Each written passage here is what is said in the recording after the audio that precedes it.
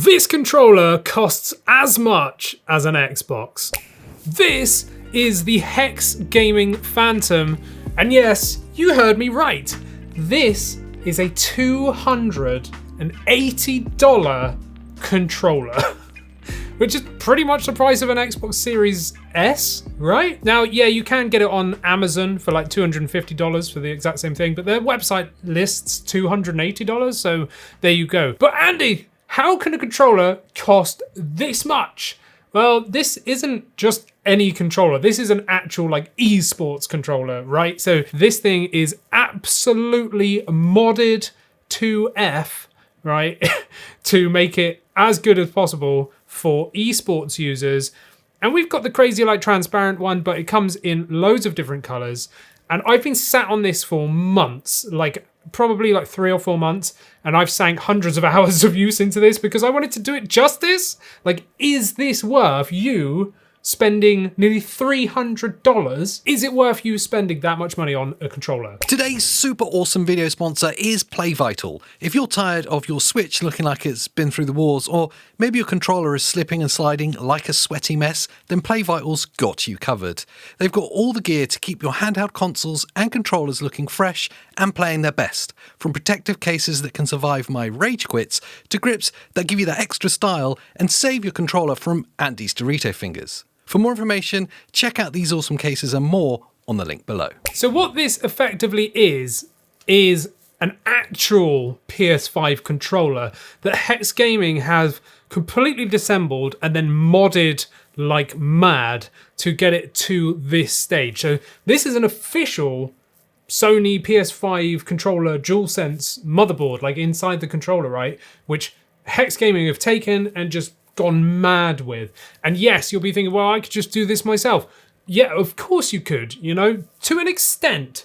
If you have the skills and the know-how, that's absolutely fine. You can mod controllers yourselves, but some people don't know how to do that. Some people can't solder, some people don't want to strip apart their controllers and stuff, and they want someone else to do it for them, especially a company, and that's where HexGaming comes in, because HexGaming is actually Extreme Rate. Now, if you don't know Extreme Rate, then I do, and I didn't realize they were combined until I started looking into this. Extreme Rate make all of the like really good mods for controllers and all sorts of stuff. They do shell swaps for the Steam Deck and stuff like that. We checked out one of their shell swaps like years ago on the channel for the Steam Deck, and that's how I know them. So you're getting a product from them that has been done for you, including mods you cannot buy from them or pretty much anywhere else, which are these crazy back paddles. You know, they've got really cool shell swaps and everything, but there's so much more to this than just aesthetical. Now, the other reason why someone might want to buy from them is this has a lifetime warranty, which I'd expect for $300. Come on.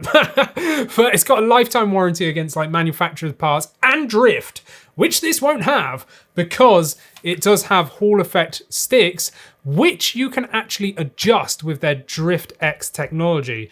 More on that in a minute. So one of the big things about this controller being a PS5 controller is that it is a PS5 controller. So we actually have haptic feedback in the controller, official Sony haptic feedback, as well as adaptive triggers. So you know when it goes like kadunk, like in certain games and stuff, like PS5 games, this actually works with that.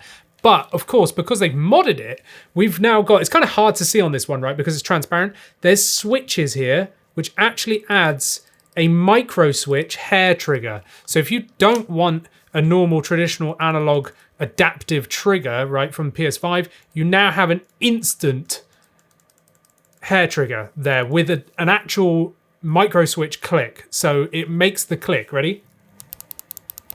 So you've got instant fire rate if you're on a shooter, for example. But if you don't want that and you want to play a game that supports adaptive triggers or maybe just analog triggers, then you've got that as well just here, which is really cool. So you've got 2 little slideys on the back. We've got 4 back paddles just here, so 2 more than the PS5 Edge, you know, the DualSense Edge, which is, you know, $200. So we've got 4 back paddles, but there's a profile button at the top just here, which lets you cycle between 6 profiles.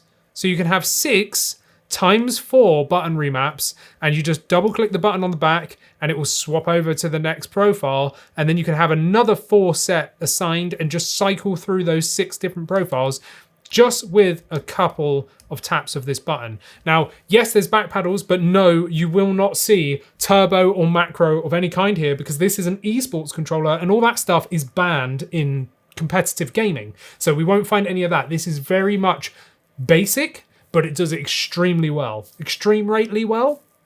Face button wise, we do not have micro switches here. These are just the classic PlayStation ones, but honestly, they are super good. Like, there's no pre-travel, no post-travel either, to be perfectly honest. It just works. So they're membrane, but they feel very nice. The D-pads, the classic PlayStation 5 D-pad, so it will feel exactly the same if you've used one of those. The joysticks, these have Hall effect joysticks, again with that DriftX technology, which lets you change some stuff with a hardware mod that comes in the box. But this is a PS5 controller, so it means you can use this on your PS5 or on PC. And you've got Hall effect sticks in a PS5 controller, which, let's say the Dual Sense Edge doesn't let you do, does it? No, it just lets you swap them for another set of potentiometers when the other ones die. Now, this controller does come with a potentiometer set, or you can have this one, which is the Hall effect one. The Hall effect one costs more, but you can choose when you're purchasing, do you want potentiometers or do you want Hall effect sticks? You can have the choice, essentially. Now, because this works with PC, which is exactly how I've been using it, it shows up as a PS5 controller because it is an official DualSense board inside, which means all the PlayStation PC games actually utilize all the features like adaptive triggers, the haptic feedback, and all that good stuff, which has been phenomenal. I've been playing through Final Fantasy VII Rebirth entirely with this controller, and it is spectacular. And of course, being a PS5 controller, we've still got the 3.5mm jack on the bottom. We've got a mute button and everything like that, and this works with any PS5 accessories because it's exactly the same, right? It's just a PS5 controller but pimped out, right? So we've got our USB-C on the top, we've still got our touchpaddy thing and big flappy paddly button thing on the top just there, but of course we've got a complete shell swap from Extreme Rate, and I have to say this thing feels utter premium, which I would hope because it is so expensive. But I know Extreme Rate stuff and they are top quality. So HexGaming has taken that department or whatever and, you know, made their own shells and stuff. Feels lovely. It feels very, very nice in the hands, like super premium. It really does. They've added some texture on the back as well with this very thin rubber coating, which some of you might not like because we know over time rubber goes sticky, but I'll be surprised if this one does because it is very thin and it feels like good quality rubber. It's not like some cheap stuff that, you know, they've just slapped on there. It actually feels very, very nice. It almost feels like solid plastic with grip, but it's not. It is rubber, so just bear that in mind. In terms of ergonomics and everything, it is exactly the same as just your classic PlayStation controller. But let's check out what we get inside the box because there is some stuff. So we get this nice hard shell case, which I'm a fan of. I mean, spending $300 nearly, you know, you'd want a hard shell case, but we get stuff inside it. The one thing that's kind of annoying is when you've got sticks attached, you can't really shut the top. You have to like either open this and shimmy everything around and then try and get them in this gap, or just take the sticks off, which is kind of annoying because I'm lazy. I want these sticks and I want to be able to shut this without damaging them, but whatever. Like, so keep that in mind. In the top here, we've got a braided cable. So we get a really nice braided cable. I've just been using this wirelessly, so I've not been using this and I've been charging it with a different cable, but you know, it's a very nice braided cable and it looks super long as well. I'd say at least 2 meters there. Now up here, we get 2 packets. We get these, which are joystick like protectors around the stems. Now this is a little bit of a negative for me because they're rubber and they go around the stems and you will feel resistance, which I know some people like. I personally don't. Why they didn't just use metal anti-friction rings around the stems, I don't know. That's what I would have chosen. But regardless, they're very smooth sticks just there. So, you know, they still have an anti-friction ring. There's just no metal anti-friction ring around the stem. And instead, they've given you these like hard plastic rubber like things to go around the base. Anyway, I don't use these. I don't like them, but it's up to you if you do like them. Then we have this, which is their DriftX thing. And we will look at this in a minute, but there's a ribbon cable in there, a literal set of buttons just here, and then a little, like, I don't know, spudger, if you want to call it like that. We'll take a look at this in a moment. And then we've got this, which is kind of cool. This is the HexGaming, like, joysticks. So we've got different joysticks in here. Now, they give you different ones, obviously, but in one side, you've got like short-stemmed ones. Here, we've got an extra large concave dome. Then we've got a normal concave dome, right? But the stems are the same. It's just one's very wide, one's not. You've got the two that I'm using, where there's one convex, which is my favorite type of joystick, is convex because it gives you more accuracy, but they only give you one in the short stem one, and I don't know what that's about. This one is another one of the concave, so you get two concave minis, but you only get one convex mini, which is kind of annoying because I'd want two convex minis. I don't know why they've done that. If you want to use another convex mini, you're going to have to use one of these, which is their like super duper long ones, and they are a bit of a nightmare to get out.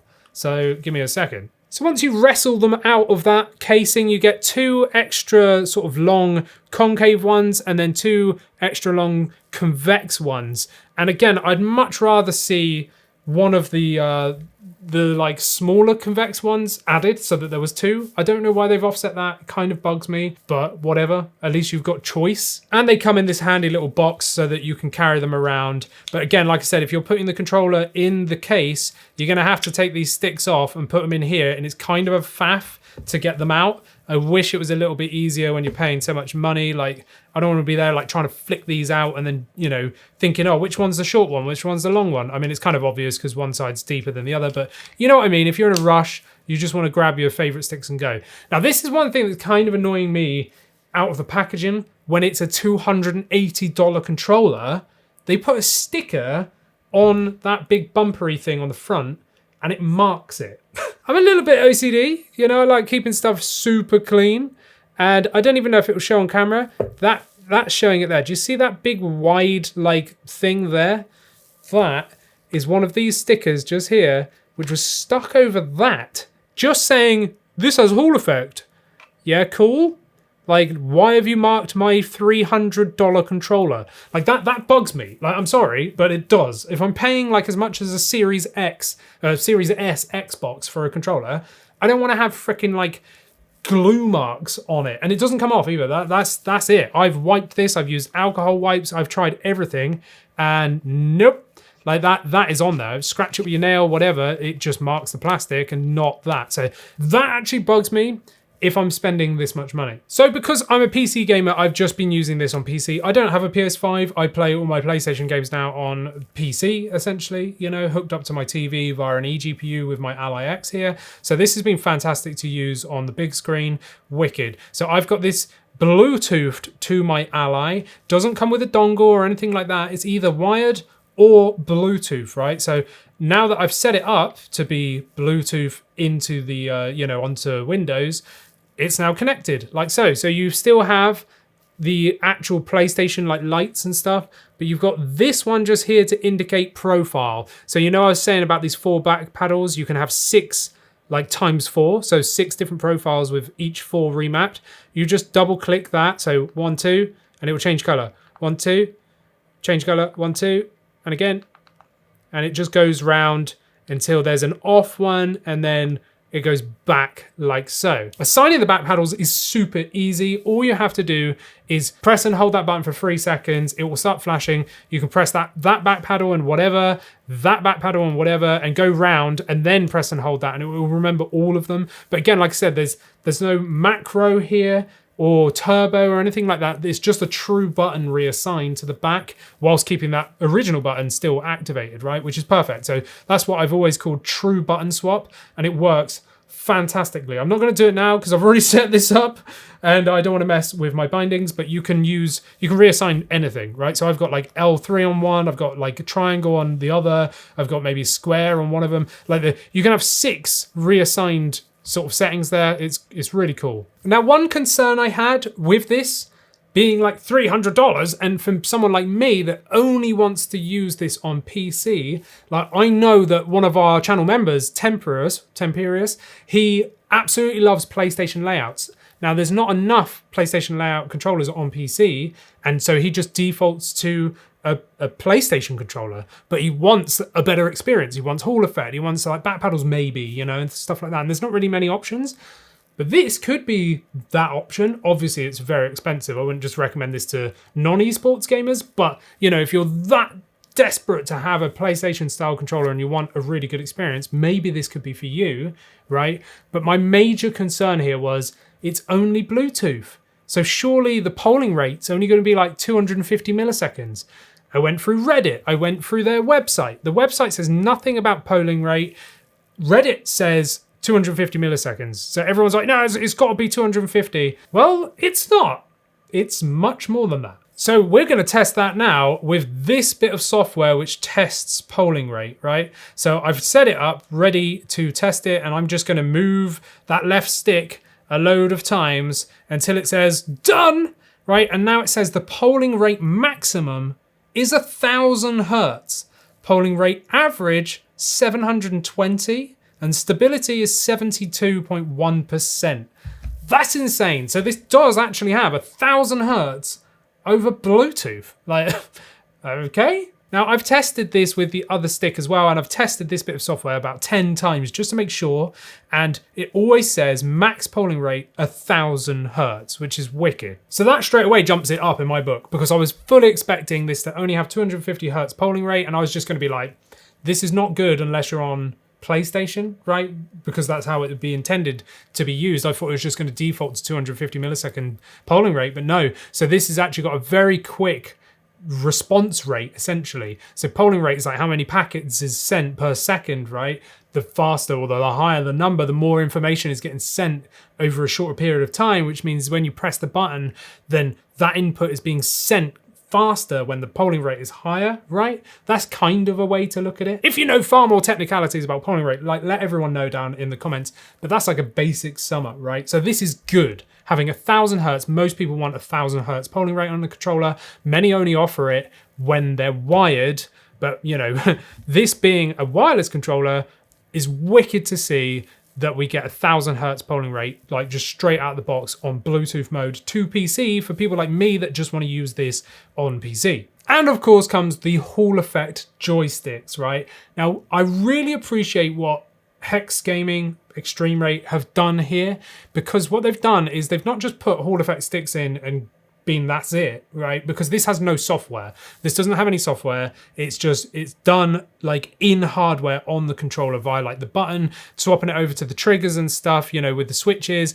There's no software that you can adjust the Hall effect sticks with. You can't like download an app or anything like that. It just is what it is, right? Well, that's what you'd think. But what HexGaming have thought is actually, we're going to give you the tools that you'd probably see a manufacturer using to calibrate joysticks, and they're going to give it to you. And that is where this comes in, right? So what they've given you is 3 things in here. Well, actually 4 things, because they've even given you a spare ribbon cable in case you break it, because it's so delicate, right? So you've got an extremely delicate ribbon cable just here, which you plug into this little gizmo, right? So this little gadgety gizmo thing just here is the wrong way around.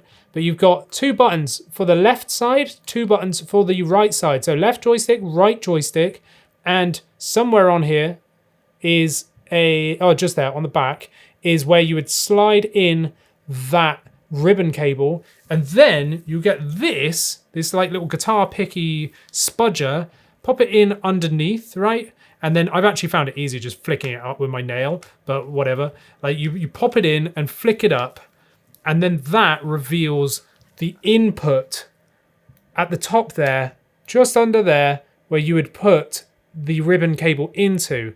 And then you can actually put the controller into, or the joysticks into calibration mode. Now, I'm not going to show you that here because it's far too in-depth. This video would be far too long, and they've already got a complete tutorial over on their website and their YouTube channel, the HexGaming one, so they go in depth on how to adjust it, but we will discuss it. And it's quite crucial to give you this because, of course, sticks can drift. Even Hall effect sticks can drift. Even though Hall effect sticks are much less likely to, they can, potentially. Most controller manufacturers put a 10% or 5% inner and outer dead zone on the sticks to mask any drift that may happen. These come straight out raw mode. So raw mode is no inner dead zone. So there's just none whatsoever, right? So you can see on this tester I've got here, potentially, I'm barely touching that and it's just moving. And that's because there's no inner dead zone whatsoever. And also there's no outer dead zone. So look how it overshoots into the corner. So if I turn on the trail, right, and do that, you can now see that it's not a perfect circle. I mean, the circle error rate is still low at like 7.8%, but do you see how I'm overshooting in the corners there? So I'm going over the circle corner. That's because raw mode is enabled, right? So raw mode is joysticks basically input, not as a circle, more like a square. So you would overshoot on the corners, and older retro titles and stuff actually need raw mode to be able to move correctly. So to be able to move in that direction right. Most modern controllers put a circular outer dead zone in place. Why? It just depends on the game and how that gamer wants to play. But a lot of people like that. So they've given you the choice. They've gone, you know what? Raw mode out of the box if you want that, right?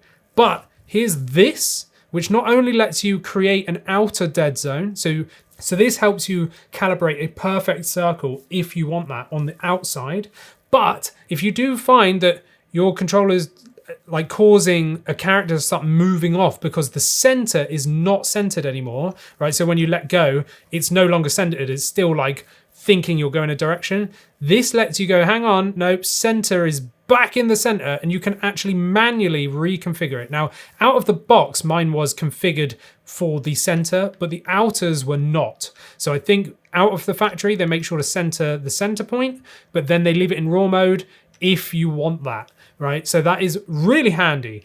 I personally like raw mode. You get higher accuracy in FPS games if you're used to raw mode, right? If you're not, then this might feel weird for you. But, you know, that's the truth of it. And also retro titles as well. Now, I've just been playing all sorts of games with this, and I've not noticed any, like, oh, no, I don't like that stick or whatever. There's also no snapping issues, so no cardinal snapping. As you can see there, I can pass through those lines without it snapping to them, which is nice to see because obviously the Ally X has a cardinal snapping issue. Thank you to our viewers for pointing that out. And yeah, so these sticks are wicked. The fact that you've got a physical hardware piece here means you're never relying on software or anything else. You can do this whenever you like.